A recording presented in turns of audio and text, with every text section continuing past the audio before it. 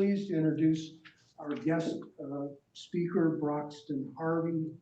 And Broxton comes with an impressive resume. I think you've been with the city now about 8 months. 8 months. Eight months. And he's got 25 years experience in the parking industry. But another thing that struck me is he has a BA in history and a master's degree in world history.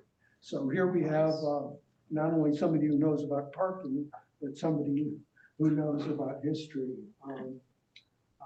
Broxton is with us because he's moving forward, bringing forward a number of parking initiatives and pretty comprehensive suggestions being made. So Broxton reported to the City Commission here about a month ago, roughly, and we thought we would invite him to be our guest. He and I spent some time on the phone the other day, and he knows that the nature of the DSCA organization is somewhat more downtown focused, and with that in mind, he's come with a presentation. Without further ado, Broxton, take it away. Sure. Thank you. Right. Good afternoon, everyone. How are you guys doing? All right. So we're gonna go through parking proposals for the downtown area of Sarasota. So again, there are proposals. It's just basically taking a look at the parking operation and just see how it can be operated more efficiently. So hopefully everyone can see me on the screen here. So if we can just go to the first slide. Okay. We can go to the second slide here. Is that in full view?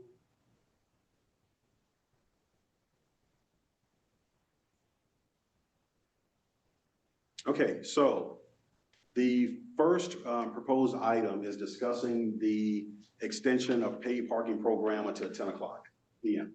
Currently, right now, our hours are from 9 a.m. until 8 p.m.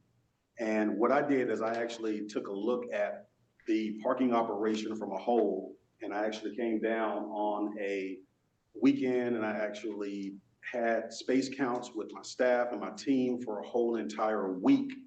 And we came to determine that after 9 o'clock, or at 9 o'clock, we have 210 vehicles parked downtown, and at 10 o'clock, we have 190 vehicles parked downtown. So what we want to do is we want to take the opportunity to try to increase turnover, because what's happening right now is all of the parking spaces in the premium spots downtown are actually taken up after a certain amount of time. And if a person understands that if they come in at 6:10, 6:30, they can park there for a certain amount of time and they don't have to move. So that's not fair for the merchants. That's not fair for the retailers, because if someone has a reservation, let's say at 8 o'clock or 8:30, when they pull into their the parking spot of their favorite restaurant, they're not able to find parking because, again, we don't have that turn. And what you want to do is actually try to create turn.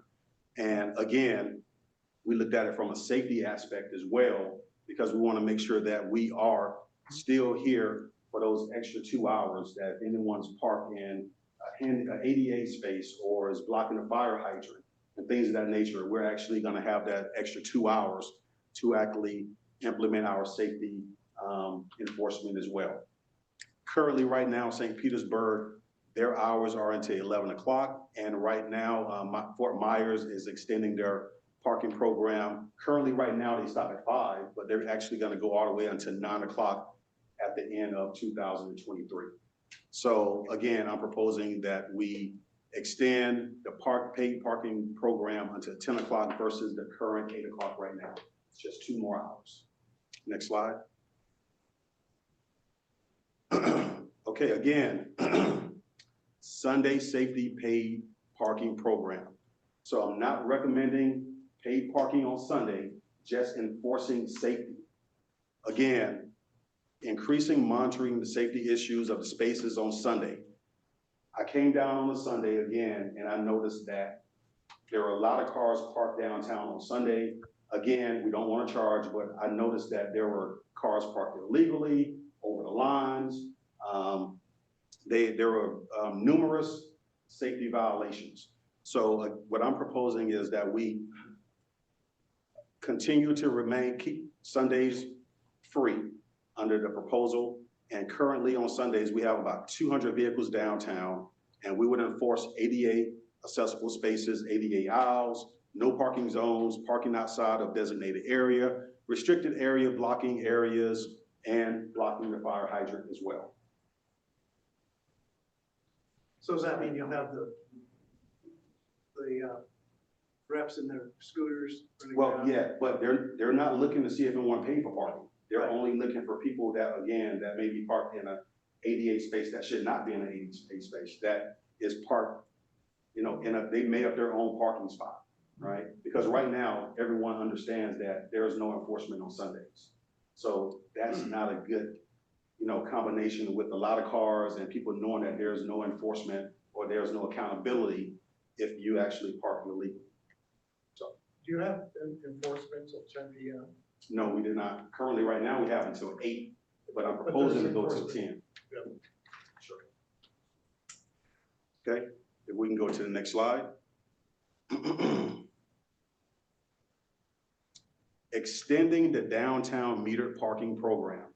So when I first moved to Sarasota, I noticed that we had metered parking on Main Street and on Palm Avenue, but I noticed that we did not have it on Pineapple, which is a main vein of the city. So I'm the kind of person that because I've been in the parking industry for so long, I ride around before I make my decision about where I'm gonna park, because I'm very conscious of where I'm gonna park at. So I realized that we had meter parking on Main Street, but if I was to walk 50 feet further on Central or on Pineapple, that there was 2 hours parking. So I chose to park on the 2-hour parking lot or parking space. So what I'm proposing for us to be more efficient as far as our parking operation, you shouldn't have free parking that close to paid parking. It's just not a great business model. So what I'm proposing is to expand the current meter program 103 spaces, and they're very particular in the ones that I actually propose to be metered.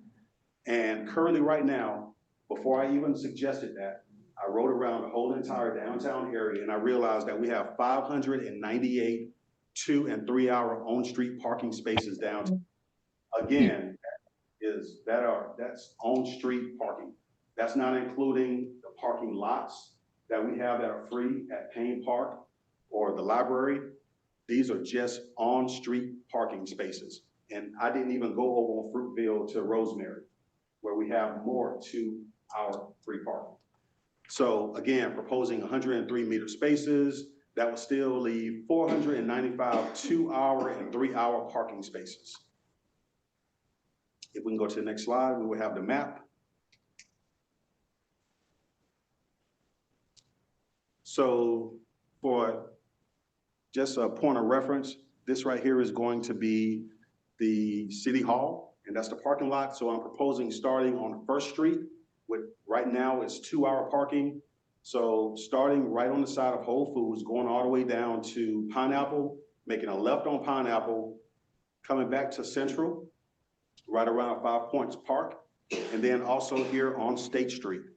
These are all 2-hour parking spaces, and I'm proposing to make these metered with the same rates as the rates on Main Street and on Ringo.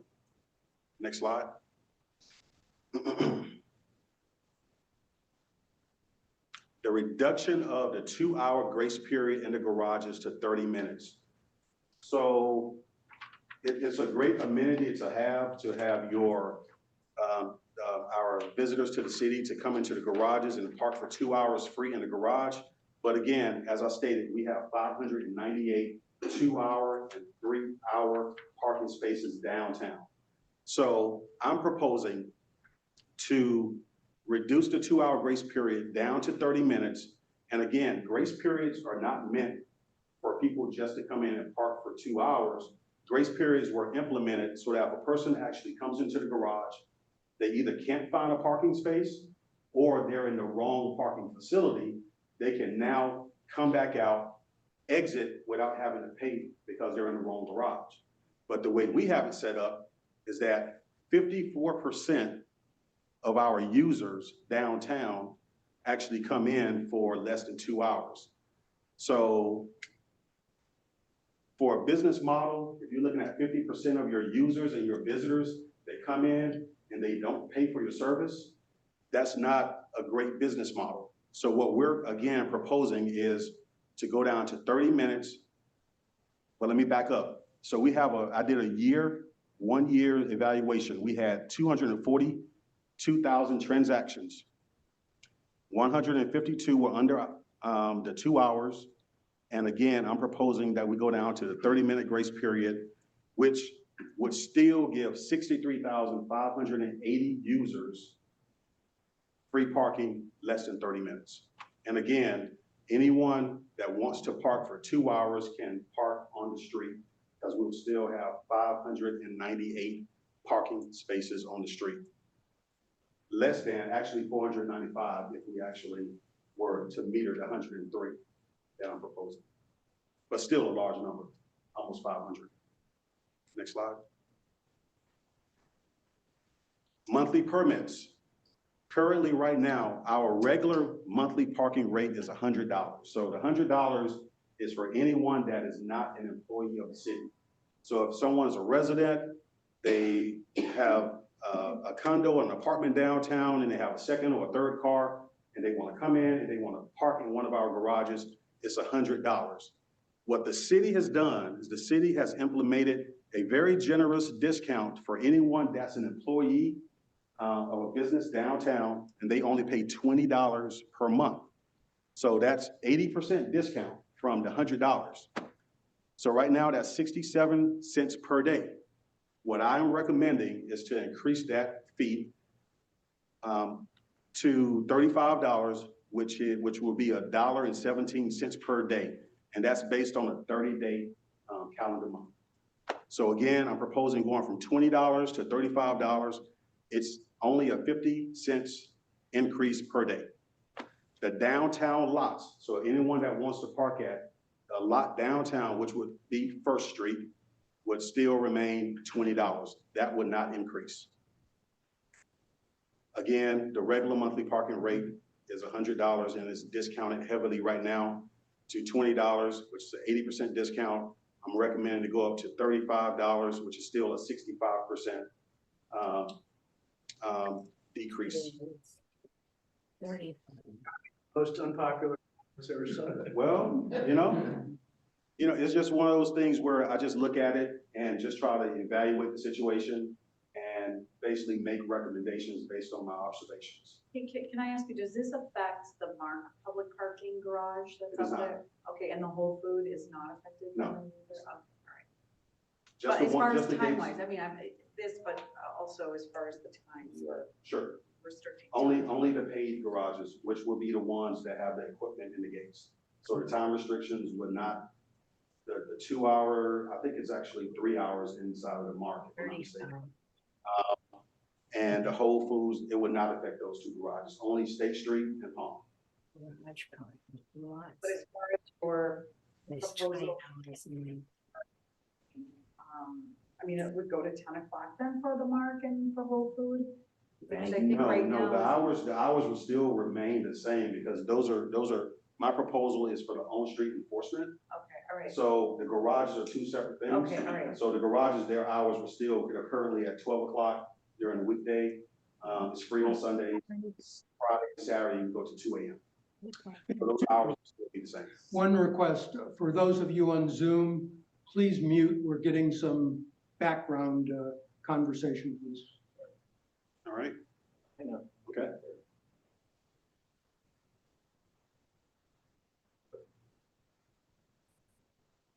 So I need a follow-up question on this, sir. Sure. So we have 7 or 8 people who have a monthly pass. How many of those are employees of downtown businesses? I don't have that exact number, but I would say over 95%.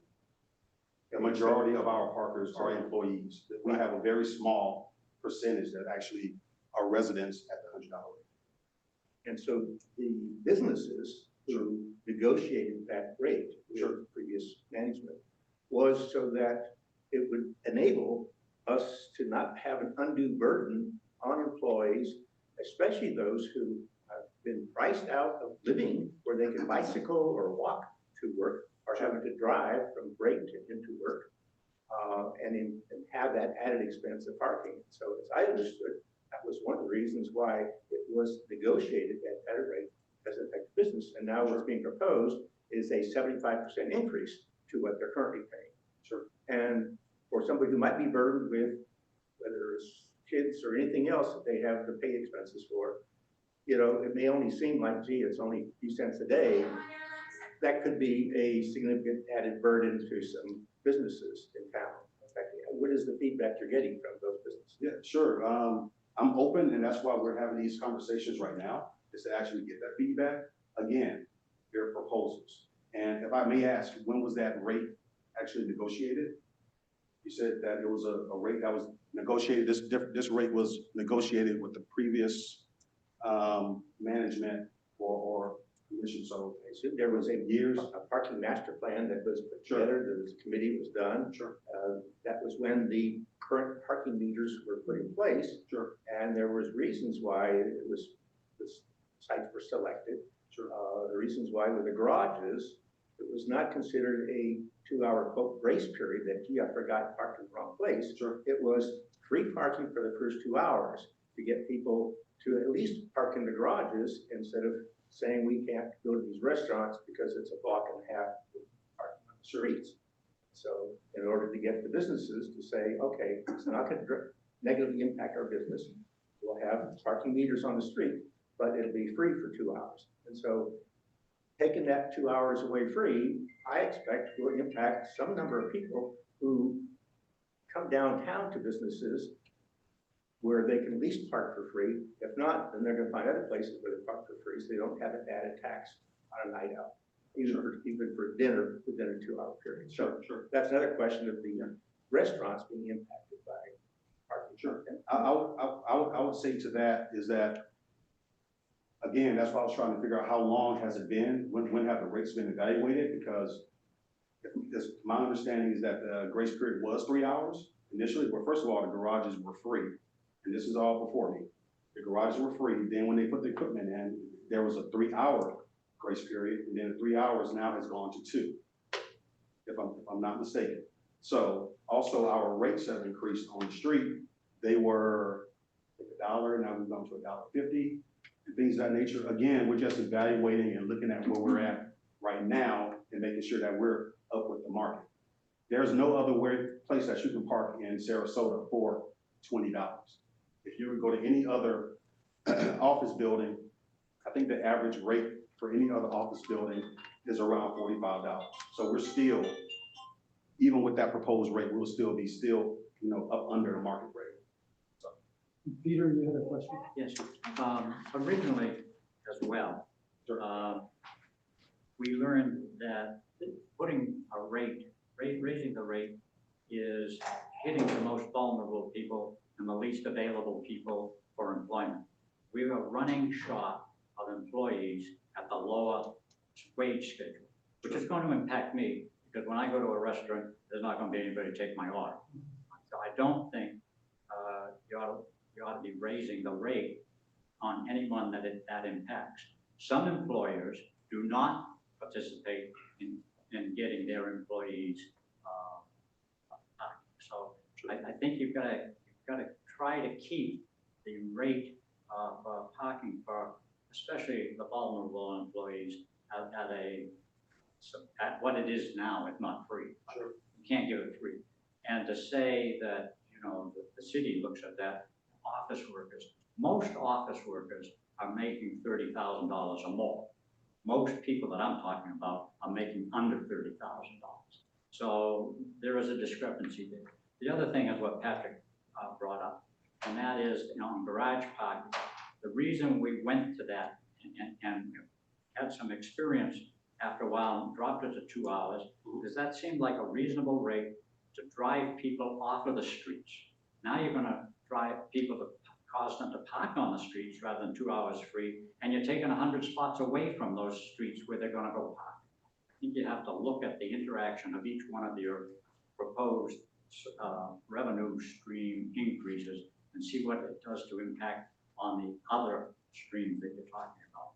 I don't see 100 spots available in that manner. I think you need to keep the garages at what they are and get the people off the streets so that there's more availability on the streets. Sure. I definitely understand your thought process on that. If I could, I'm gonna just try to go through the presentation and we'll just hold all the questions, for the end. Thank you. Okay, so the next slide is gonna be making the downtown garages gateless and using on-street technology. So currently right now, the way it was is that, back in the 90s, there was like this big push to, you had a lot. You had to make sure you put parking enforcement, but parking access and revenue controls, which are basically gates and ticket stairs. That's the way you control parking, right? So, and a lot of parking decks were being built in the 90s and things of that nature. We were putting a lot of money into equipment. Now technology has changed where we have gateless garages now. So my proposal is to actually take out the gates and the equipment and actually utilize the same type of technology that's on the streets. So when you basically come in, you will come in, you don't have to stop. There's a LPR reader, license plate recognition, that actually takes a picture of your tag. You would go in and you would park, and you have 10 or 15 minutes to download the app, or if you already have the app, pay for parking, and you're on your way. And when you get ready to leave, they actually take a picture of your license plate again. So for those people that did not pay for parking, they didn't download the app or they didn't pay for parking like they did on the street, when they get ready to leave, we now have their tag and we can actually send them their, not citation, their actual invoice in the mail saying, hey, you forgot to pay for parking, here's your $5 invoice. So they if I can use submit the that. app, there won't be a surcharge going forward to use the app. Right now, if I use the app, I get a surcharge. That does not go away because that's That not doesn't go our surcharge. That's the company that we're utilizing, which is Park Mobile. That's their charge for utilizing the service. It may not be yours, but it's mine. Sure, I understand. So Yeah. what is the QR code based option there? So the QR code, again, instead of downloading the app, you can just use your phone and just scan. We're gonna have them all over the garage. You can just scan the QR code like you go out to a restaurant, opens up the link. You can then, purchase however much parking that you want, 30 minutes, an hour, 2 hours, pay for parking, enter your vehicle information, and you're on your way. So it's the same as the app, it's just you don't have to download all these different apps. You can just use your QR code. It opens up a web browser, is what you're saying, so you don't have to open up an app. Correct. Okay, so again, using gateless garages, ease of use for the parking for the customer, parking app or QR code based. We can even have text to pay. That's not on here, but we can actually utilize text to pay. So you just text the number and you can pay for parking that way. Faster transaction times, you don't have to worry about less congestion and traffic backup. You don't have to worry about a line when you're getting ready to leave, of people trying to find their ticket, put it into the machine, just making it more efficient. And for those that do not want to utilize the app or the QR code or text to pay, we will still have a pay station located by the elevators. So if someone wants to actually walk in and use their credit card, they can actually go and use their credit card at that point in time by the elevators. Use of LPR, and it eliminates the repair and maintenance on the current parking access and revenue control equipment. Next slide. How about the elevators in the garages? The elevators at home are fixed. They're both up and running. It's a pain in the butt Sure. because it happens so frequently. Every time it happens, we place a call, the same exact, they come out that day, they will even fix it. And it just so happens that the elevator, they're at that age where they're starting to have mechanical issues. And we basically, at this point, I would say that they're probably almost brand new because I don't think there are any more parts that we can actually replace on it. Well, I'm So- 84 and I'm Sure. expected to climb the stairs. Which garage is this, that you're expected to climb the Palm Avenue. stairs? Okay, so whenever the elevators are down, we put signage up, and we actually say that for assistance, I call this understand number. Sure. And we What have a I'm shuttle. We saying have is, a I'm shuttle. expected Sure, to use some wear and tear on my body to climb 5 flights of stairs, but you're not expected to do that. I just said so that. I don't yeah. park there. Is that the No, alternative? you're not expected to climb the stairs. Again, that's why we have the shuttle for you. Okay, But right now, it's actually working right now. But you can climb on the street. okay. Hey, gang, let's go through the rest of it. right. Just looking at my watch. Okay. So please, and then Got we'll it. come back. to Okay. order. Parking waivers and appeals. I'm proposing that we eliminate the parking waiver program. This was a temporary program that was started at the beginning of the parking program. So what the waiver program is that a person basically gets their first citation. It has to be a meter violation. So if they didn't pay the meter or they went overtime, they could basically come into the parking office with their citation, show a receipt that they spent $25 or more in the area, and we will waive their first citation. That was only meant when we first started out the program, and it's been over 4 years now, and it's still going on. Right now, we have 5% of our citations being waived. It's not a large percentage, but at this point, everyone pretty much knows that there's a paid parking program in Sarasota. So there's not a need to waive 5% of the revenues for citations. Also, there are no other municipalities that have a waiver system. Also, the next thing that I'm proposing is an increase in the appeals fee from $7.50 to either $15, $20, or $25. Approximately, we have 300 upheld appeals out of 600. And what the increase will do, it was actually assist in covering the cost of the magistrate in the proceedings that are $120 an hour. Currently, Fort Myers, their appeals fee is $175. St. Petersburg is $100, and Bradenton is $100 as well. I'm only proposing to go from $7.50 to 15 or 20 or 25. These are just my recommended rates. And again, if you appeal and you win, you pay nothing. You don't pay your ticket and you don't pay the appeals fee. But right now, at $7.50, that doesn't even cover the cost of the magistrate at $125. So that's the reason why I'm just asking to go up to a small increase of $15 or $20. Next slide.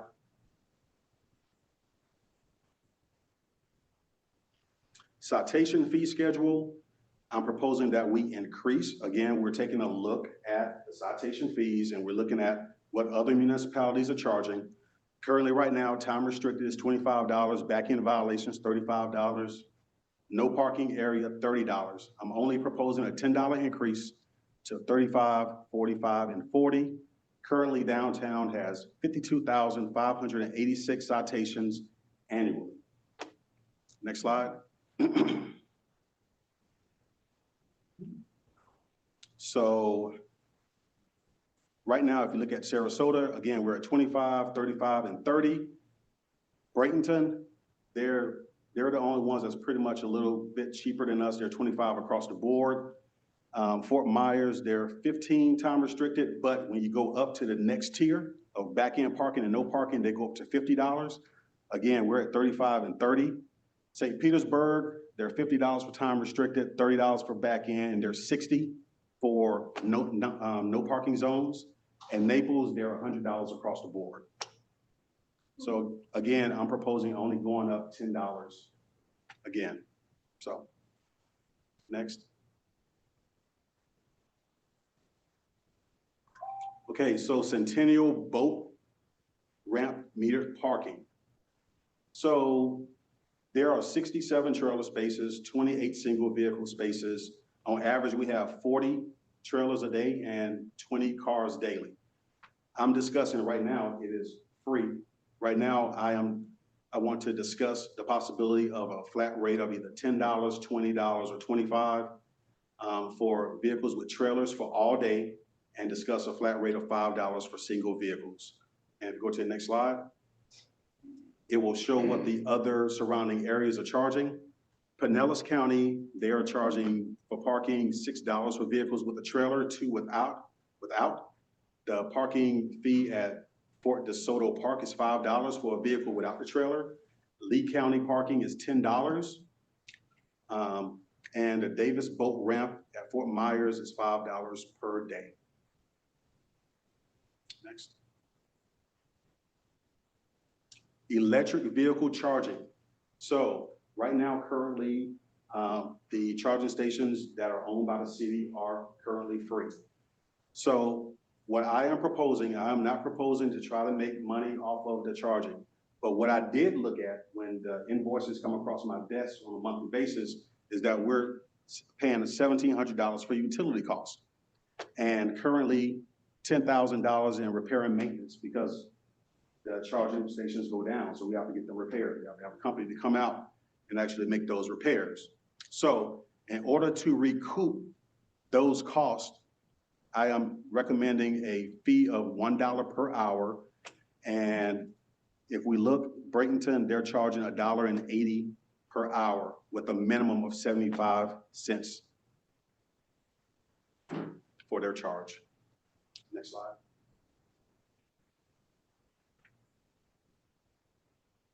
Okay, so credit card only program. I'm proposing, again, looking at it and making it more efficient because right now we have people that are coming in, giving change, putting cash in, waiting for your change, utilizing staff to go out and remove the money from the meters. I have 2 full-time staff members. That's their entire job. They go around to the meters and the pay stations and they actually collect cash and coins. So what I'm proposing is to go credit card only. That will reduce the cash handling procedures and safety concerns because I can't have one person out there collecting money by themselves. I have to have 2. It's easier to reconcile. Credit cards are easier and faster to reconcile. Faster transactions. Again, just put your credit card in or you can tap it and you're on your way. Current cash parking revenue is only 12% of my total revenue. So I'm utilizing 2 full-time staff members to go out and collect less than 12% of my revenue. I can repurpose those 2 parking revenue collection specialists, 2 officers, and the only negative is the more credit cards that we accept, the more the credit cards fees are gonna be. In the next slide. Any questions? Broxton, one of the things you talked about in your other presentation Yes. was that if you implemented everything similar, Yep. that it could be as much as $3.5 million in That's- added revenue. Could you Yes. talk to us about the revenue side Sure. of things? So again, all of these, even though we didn't look at it from a revenue standpoint, they're actually gonna make money if you reduce the hours, if you increase to try to make things more efficient. And we're trying to be in line with the current rate structure. The recommendations will possibly estimate, there's an estimation of 3.5, close to $3.5 million. Now that does include St. Armand's as well, which I didn't speak about in this presentation. So, but again, yes, it would be $3.5 million. Are you running much of a deficit for parking that you need this extra revenue? Again, it's not about the revenue, it's about making the parking more efficient, expanding the parking program, and actually making improvements to the paid parking program. And no, we're not running out of deficit at this time. We should be in the black. Does that give you a profit to the bottom line? Sorry? Do you end up with a budget profit? I mean, does your budget then going to make money at the bottom line? Well, whenever I make my budget, I always anticipate making a profit. I never want to lose when I So make my that, what budget. happens with that profit? Again, that just goes back into the parking, into the city's fund, or the general fund. To the general fund? Yes. this may be more of a question for Commissioner Albert than Sure. you. But on occasion, when we've tried to put in regional fees like this, we've also tried to take any profit from that and turn it back into, for this maybe turn it into transportation, maybe fund a new I-ride, maybe fund something like that, rather than going just into the general fund, but set it up within the parking division to support transportation. One of the things that was mentioned is, you know, after FDOT quits paying their half of the cost of the trolley, then the city will have to bear that. So some of this could go towards helping fund the trolley and, you know, perhaps some other kind of transportation, you know, to benefit the areas that are, you know, have to pay parking. So that's, you know, that's just one idea, because we are gonna have to come up with funds for that, or just continue the trolley, maybe get better elevators, you know, things like that obviously have to come out of this parking of it. You know, I'd rather it didn't go to capital costs, but operations cost actually. So elevators, that's gotta be in SIP budget. Yes. You had said that you did a study on how long cars were parking, and you did a study of the under 2 hours. Yes. Did you do a study of the 30 minutes? You had Yes. data available. What was the percent there? Well, How many? not the percentage, I think it was, I think I said 68,000. I think the number was there, it was like 68,000, we're still under 30 minutes, so we still have 68,000 users. That was still, the original number under 2 hours was 152,000. Okay. Now, I don't have it in front of me, but Okay. it's close, 152, and then down to 68.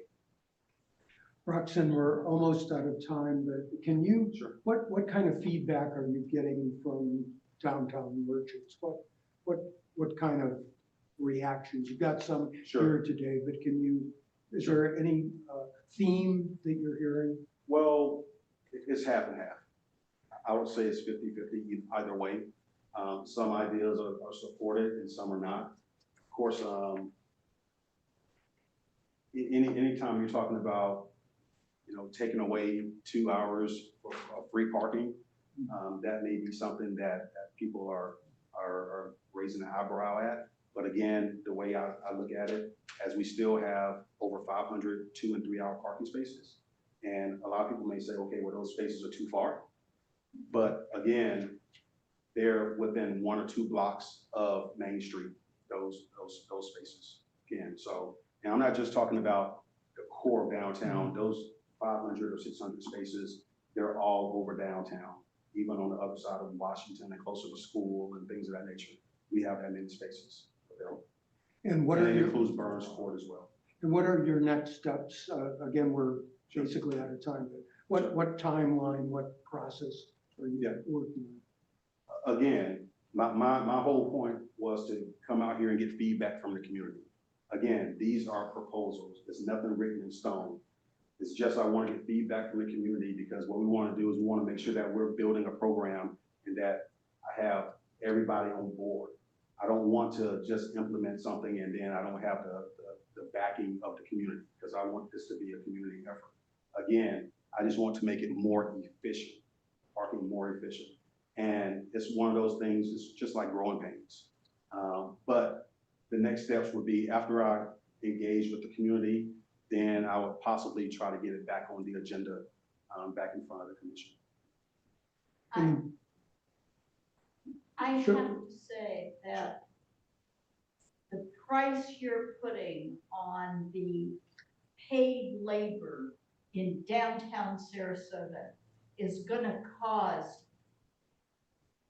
an uprising. How dare you increase the cost of getting underpaid workers? All right, Roger, and then this will be the last question, please. Well, if you can generate some funds, what, and you alluded to this, what about investing in I-rides or in the Bay Runner, which reduces the need for vehicles downtown. Sure. It would seem like that would be a logical extension of the use of any parking dollars as to eliminate people's need to drive. Any reaction to Yeah, that? yeah, well, that's why we actually do have the Bay Runner, and we have Theo as well. So what we look at is people can get to where they can go, but the first mile and the last mile is the hardest part, right? Because if you have to go to a bus stop, you may have to walk a mile or half a mile to the bus stop. And then when you get there, you still have to walk to your final destination. So that is what the Bay Runner and VO is to actually try to bridge that gap. Now, as far as I ride, my first time hearing about it was, yesterday, but it's just, it is something that, we can definitely take a look at. I'm not sure what the history is on iRide, but from what I've heard, it may be an option to maybe help with transportation as well. Yeah, and then just a final comment. You and I talked about iRide the other day. Yes, yes. And what is changing downtown is about 2,000 to 3,000 more people in the coming 5 years. The Quay will be about 700 dwelling units just over there. And we've talked about the Rosemary. So compared with when iRide didn't work for a number of reasons, we've got a different ballgame now and one on the horizon. So I think the iRide showing people that if there is going to be some pain, and not necessarily everything, or some sacrifice, or that it is going to something that is helping mitigate challenges that businesses and residents have. Sure. Okay. All right, well, thank you so much, Broxton. We appreciate your time. Thank you all for having me. Thank you. Thank you.